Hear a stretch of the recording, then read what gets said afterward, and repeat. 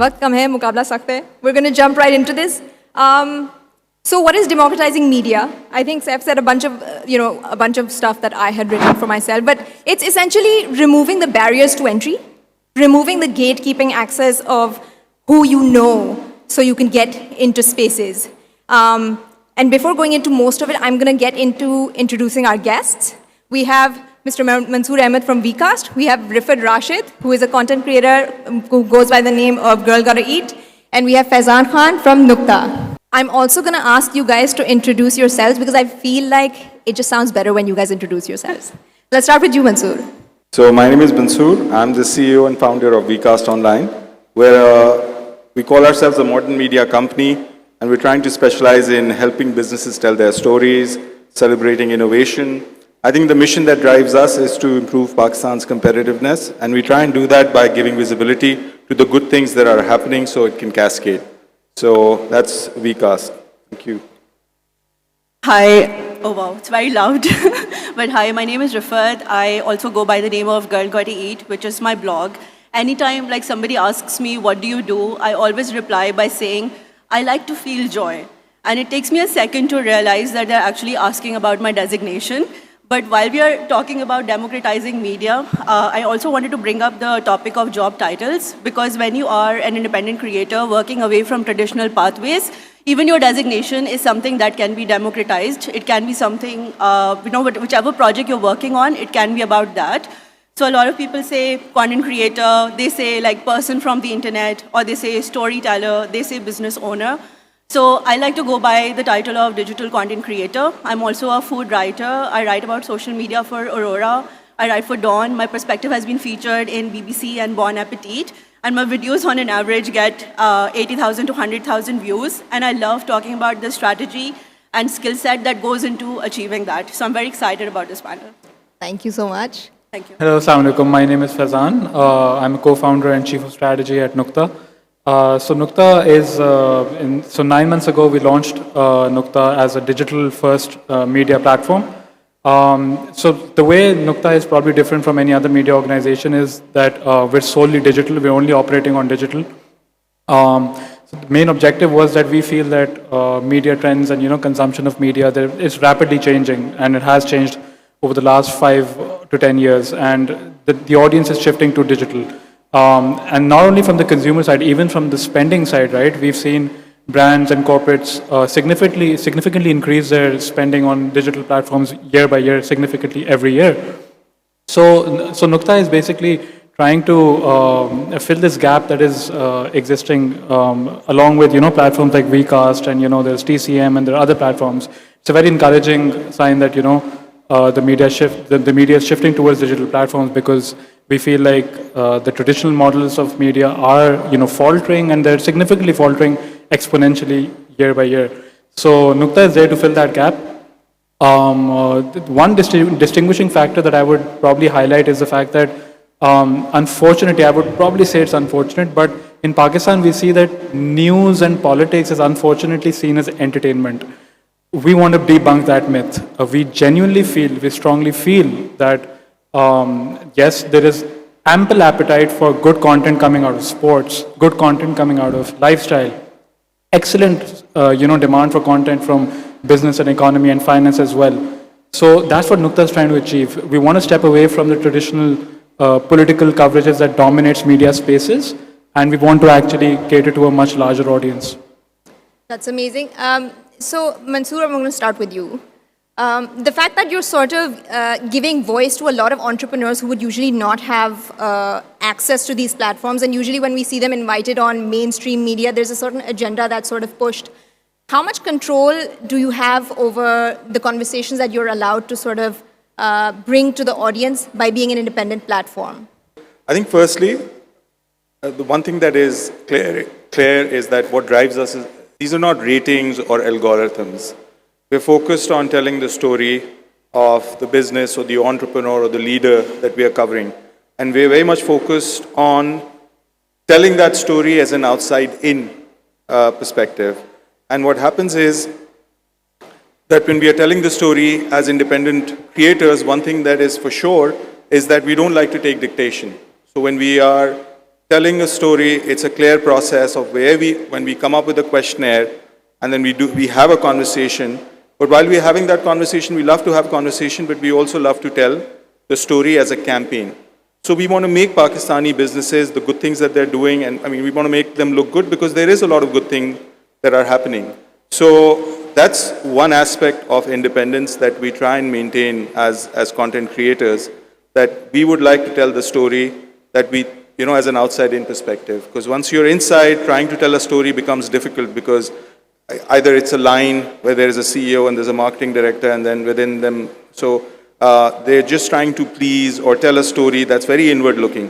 So we try and make sure, and we are also educating our clients, so to say, on that front, that you have to let outside-in people tell that story. And also, we don't even keep that control. We have a very clear process of getting the quality check done through independent people who will be consuming that content. So we try and make sure that the control in this day and age, when you talk about democratizing, is also decentralized, where it's not one single person, but it's also other people beyond Vikas who says, okay, yeah, this makes sense. And what we also do is, before publishing, we do share it with the people that we are profiling, because it's important to make sure that there aren't any misrepresentations or factual incorrections. So that's what we do. That's on the content creator side. That's the independence. Right. Rifat, you've been doing this for 7 years.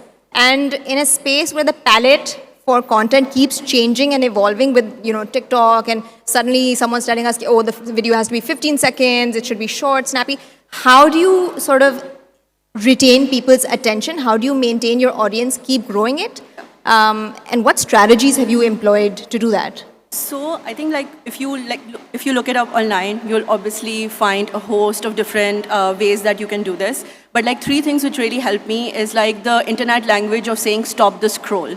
What is it about a video that's stopping somebody from scrolling and just sticking to your video and watching it? Yeah. So what you're saying in the first 3 seconds, the visual that's accompanying in the first 3 seconds, the text that's appearing. So that's one. And also being human in a world where everybody's curious about AI, and all of our jobs are so online, they're so mental, scripting, editing, Zoom meetings. Anytime we see somebody do something manual, like building something with their hands, that's a very arresting individual. So always try and see which part of your script can complement that visual, and that really works in sustaining interest. The third part is, I think, finding home. Everybody's finding home in the content they see, because they're very disconnected from the people actually at home, and they're looking for a sense of familiarity online. So there needs to be something in your videos that's offering them that safety. Sometimes for content creators, it's a catchphrase. One content creator that's very popular in Pakistan, in Farhan Junejo, for example, he has this catchphrase, scenes kuch aise hain. So anytime somebody hears that catchphrase, people are like, oh, I know this, very familiar, very safe. For me, it's gotta eat. My following is obviously very focused on food. So anytime somebody's like, I tried this place, it was good, they say this place was a gotta eat. And you also try to add a schedule to your content. So for example, as children, we would wait at 9 a.m. to watch Richie Rich in front of our television. We knew that at 9 a.m. this cartoon would come on, and it gave them the safety of a schedule. So incorporate a schedule for your content so people feel safe, but they also find something new and they find something human. This is the strategy that has worked for 7 years for me. 7 years. And you've built a consistent audience based on it. Consistent, keep showing up consistently, and then it just keeps growing. And I feel the schedule bit also adds exponential growth, because you are getting new followers while also retaining your old. Yeah. Because the old ones know that there's a new video coming, and new ones get attracted to the punchiness of your content. So it compounds. Absolutely. So Faizan, so you're running a platform that is fact-based, authentic news. But also in the world of the internet, there's this whole, again, like Rifat said, how do you make people stay? How do you grab their attention in the first 3 seconds?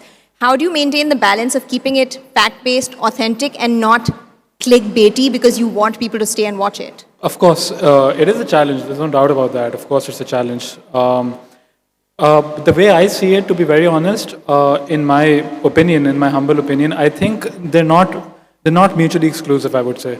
I feel that even through Nukta, we're trying to prove that you can create engaging content, but also, upholding impeccable editorial standards as well. So for us, to be honest, because if I talk specifically from Nukta's point of view, how we're doing that is because through our team, through our top leadership, if we talk about our top leadership, the top editorial team, we're talking about more than 200 years of journalistic experience. Now, why that's important is because that's where the content strategy comes from. And how that content needs to be delivered, how the story needs to be told, how the story needs to be created, curated, which audience to serve, which audience to connect with, that comes from our wider team, which is a team of very young and fresh journalists, right? That's very important because I feel that even though we have these stalwarts on our team from journalism, it's these younger journalists who help us actually understand what kind of content is trending, for example, what kind of content, how it needs to be created, because they resonate with digital audiences far better than the veterans can.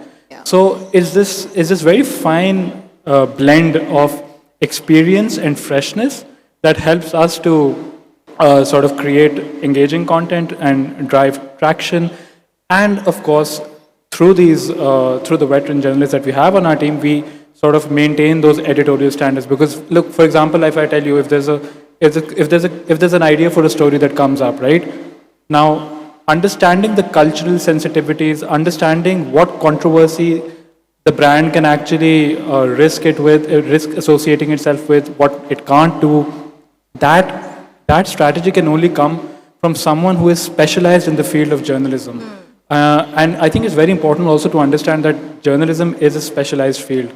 I know in Pakistan, unfortunately, a lot of people proclaim themselves as journalists, but it is a specialized field. It is a field where someone who is a journalist is actually trained for it throughout his life. They've reported from the field. They've spent their careers in newsrooms. And that, alhamdulillah, I think something is that we pride ourselves on is that it's one of the only media companies in Pakistan that is being run by, managed by, and operated by journalists themselves. Mansoor, I have a question. So I've also been following Vcast for a couple of years, and your format was essentially long form because we had to tell the story. So again, how has your platform adapted to the need for shorter content while not compromising the actual story that needs to be told? So I think we all have experienced the phenomena of how Reels have taken over a lot of the social media platforms beyond TikTok. And I think we've seen that through our journey as well, where initially we were focused on doing that one main story on our channel. And then we realized that you can bring traffic using some of these reels to trigger that curiosity to get to learn about the whole story. So we've started looking at these stories as campaigns. So a shorter format on Instagram, on Facebook, now even on LinkedIn, because we're a social media platform, and the way social media it evolves, we find now LinkedIn, who was not earlier offering Reels as an option, shorter format. So we've picked up on it because it helps us to take audience to the main story, because if you can trigger that curiosity, then people would like to listen more about the story.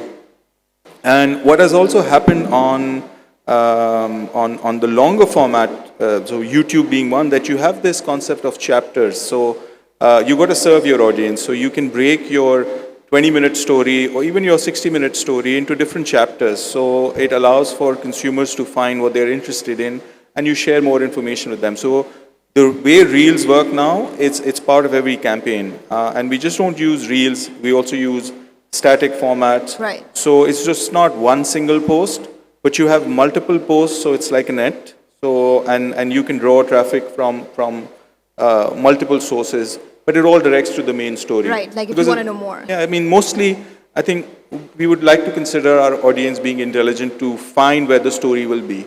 So our model is that we host most of the longer formats on YouTube, but also on Facebook.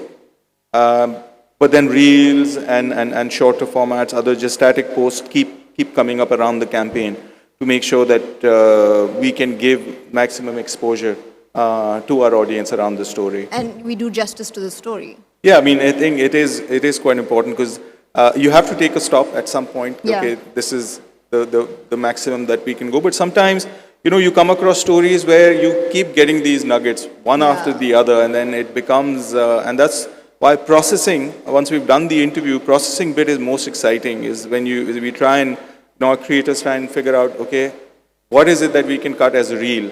What is it that we can cut as a quote? Yeah. And sometimes, in some cases, there are people who articulate, people who are great storytellers, then you have so much to work with that the campaigns tend to get longer. The content just makes itself. Yeah, but yeah, reels have really, really helped. And you sometimes see a surge in your followers just because of one reel. And that's, it's also encouraged, although we don't follow the algorithms, but it's just that reels do get you more mileage. Makes sense. Rifat, 7 years ago, you quit your job. And that wasn't a time where content creation was actually popular. Yeah. So you quit your job, you decided you were going to eat for a living, you were going to talk about food for a living, you were going to build your audience. How did you make money? I think every aspiring content creator wants to know that if I have a passion, if I have a certain sort of interest, and I have something to say, is it enough for me to think that this is what I'm going to do primarily? Yeah, that's actually like my favorite thing to talk about, even though it's very tricky because it's different for everyone. But I feel like when you have a distinct passion in something and when you can show up for it consistently, it attracts money. And I feel like brands are constantly looking for avenues where they can invest in somebody reliable, somebody who's consistent, somebody who people believe. And I found brand partnerships very early on as a way to monetize. Like within the first week of me starting my blog, I think Karachi Eat was happening, Shan reached out wanting to commission a video. 5 minutes later, National Foods reached out. Their stall was right in front of Shan. They both wanted to commission a video for Karachi Eat. And within one day, I was making more money than I would have made in my month's salary. Obviously, that's not a consistent way of making money, but I knew I could build on this. And very soon after, I quit my job. So brand partnerships is definitely one of the biggest ways you can monetize your online kind of voice and your content.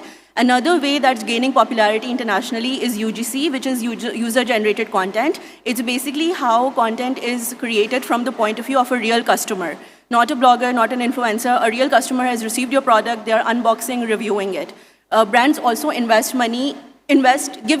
content creators money to create content from the style of a customer. And that is hosted on their own page, doesn't go up on your page.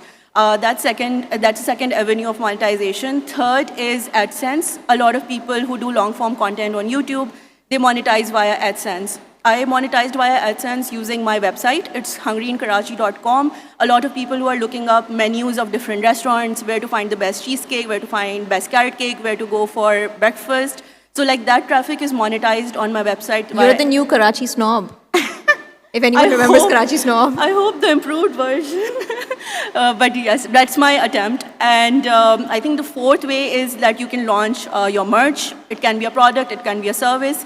This year, I launched a food-themed calendar. So every month, you have an illustration for a certain breakfast. For me, it was halwa puri, and in my blog, I'm doing a series called Finding the Best Halwa Puri in Karachi. So I tied in with the product that I launched. Our first collection sold out. I launched a second collection. That sold out 80% of the way, but it gave me a lot of hope to work on it more. And to be honest, like it's always a scary thing to launch your own product because you're like, I'm making so many sales for the brands I work with, but I don't know if my followers would buy from me. Yeah. But they did, and it was great. So these are the monetization avenues I practiced, and other people can also. I've been like taking mental notes. Faizan, I'm going to talk to you about money too. So being a platform that doesn't compromise on sort of the authenticity or the facts or the stories that you're telling, how do you guys manage funding for the platform? Because when you're not compromising, a lot of the money will not come your way. How do you guys go about that? So, of course, it's no secret that the traditional ad-supported journalism is faltering, and there are reasons for that.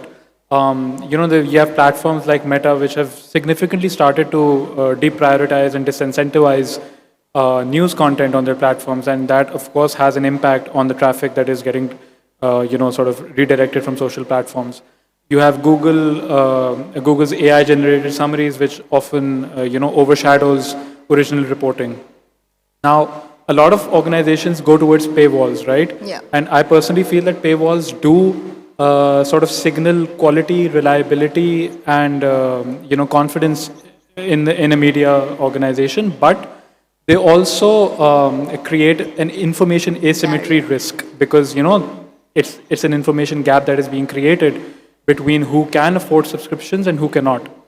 So at Nukta, we do rely on ads. Of course, we do. We do rely on monetization of our content, but that's one of the pillars. That's an always-on revenue stream for us, but that's one of the pillars. The major part of our business model is our in-house brand studio, which we call the Nukta Studio.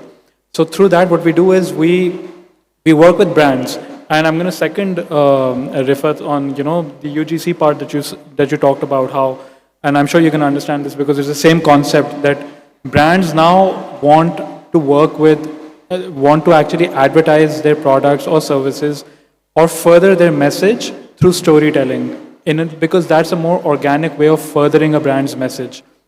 So at Nukta, because our primary asset at Nukta is our editorial strength, is our team of storytellers who tell stories.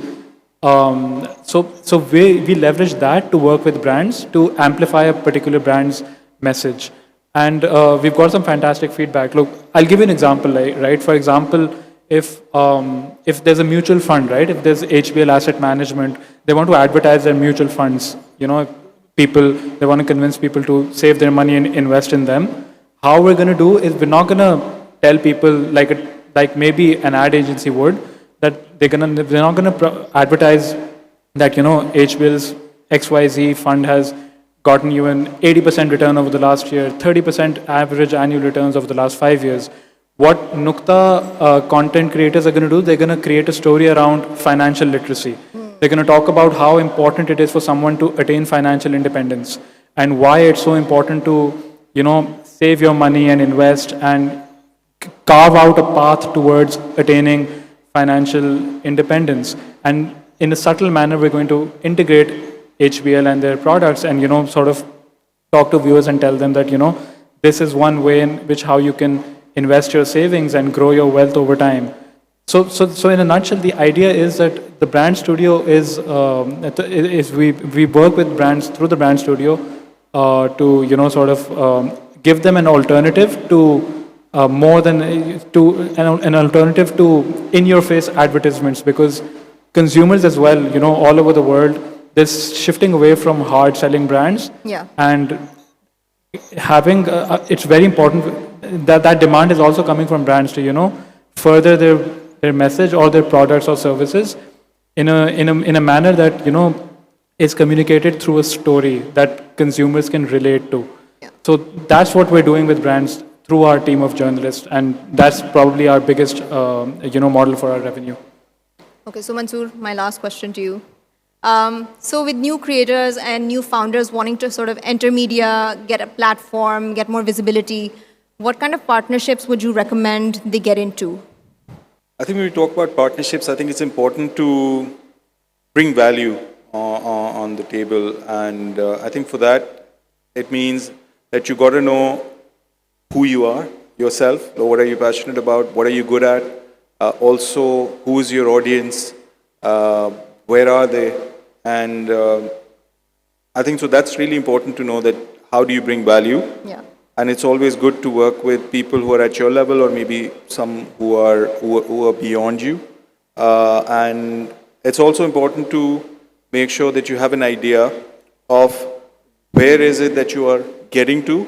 And in order to do that, you have to really protect your brand integrity. So I think this space is all about authenticity if you were to sustain. So it's also very important to know what your brand stands for and what's the integrity around the brand. And then I think, bringing authenticity onto the table, bringing value, I think that's really important. And I think it is, if you are in this space, that you got to know who your audience is and who you are also and where is it that you want to go.